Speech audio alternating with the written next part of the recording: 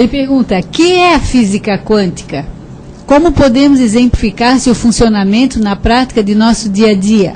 Então, hoje a gente está falando de física quântica, é algo que aconteceu em 1920, por aí, né? Então já tem quase 100 anos física quântica, né? E a gente já vive no dia inteiro consumindo física quântica e não se dá conta. Os artefatos que nós usamos, né? Os transistores, toda a nossa eletrônica, tudo isso existe com base na tal da física quântica. Por mais maluca que isso possa parecer, né? A gente conseguiu fazer equipamentos, instrumentos, ferramentas com base nessas teorias. Ela está no nosso cotidiano, a física quântica, né? A gente já usa e abusa, né, dela. Mas qual a definição que você daria para uma pessoa que te pergunta assim? Você não tem a menor ideia. Olha só, a física não quântica... Não é o caso do Luciano, mas... Não, pois é, a física quântica... Então, vamos contar a história da física quântica, né? O Einstein, né, ele escreveu 4 artigos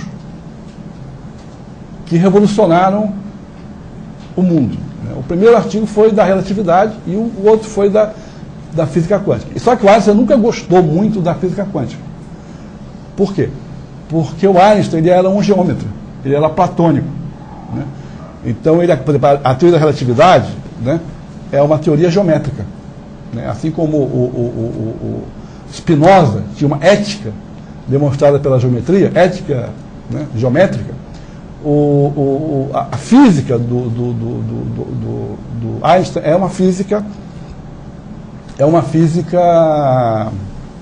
geometria pura, né?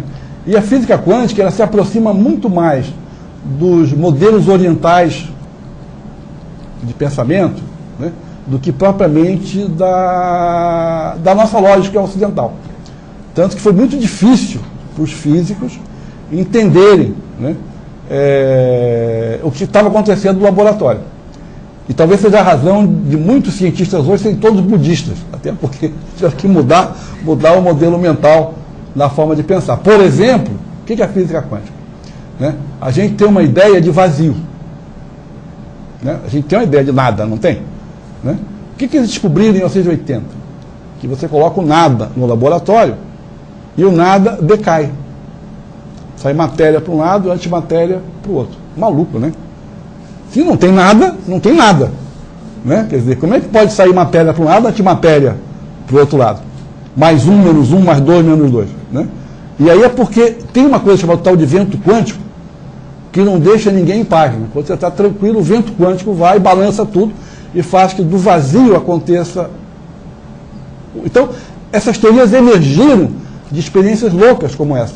E aí eu digo, né? Então esse vazio deixou de ser um vazio como nós no Ocidente pensamos e passou a ser muito mais parecido com um vazio pleno, né? Que seria a ideia mais budista é um nada que é cheio de coisa, né?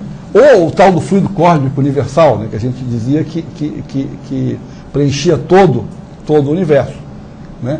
Que depois o éter que preenchia todo o universo. Depois eles foram tentar descobrir onde é que estava esse éter e não tinha éter nenhum.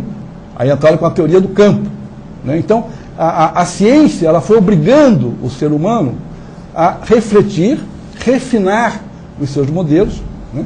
E foi transformando inclusive a nossa maneira de ver o mundo. Então quando eu falo todo conhecer é criar e todo conhecer e todo criar é um criar-se, isso é real. Por exemplo, o cérebro do homem da oralidade é diferente do cérebro do homem da escrita. E é diferente do cérebro do homem conectado à internet hoje. Né? Porque a gente tem um cérebro que é plástico, então, ao interagir com o mundo, essa plasticidade cerebral faz com que, se você fotografar o meu cérebro hoje e comparar com o cérebro de um nômade, ele vai ser completamente diferente. Né? Porque tem áreas do meu cérebro que estão... Por exemplo, eu quando escrevia, 20 anos atrás, eu usava papel e caneta. Né? Escrevia páginas e páginas. Hoje, se eu escrever uma página, vai doer tudo. Porque há séculos que eu não uso mais.